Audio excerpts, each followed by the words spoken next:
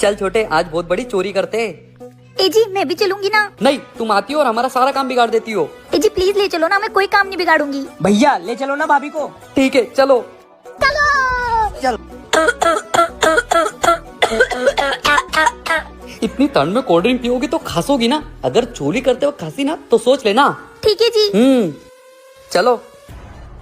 Like करें के लिए। तुम फिर से कोल्ड ड्रिंक पीने लग गई, फेंको उसको। जी चलो अंदर। कौन है रे?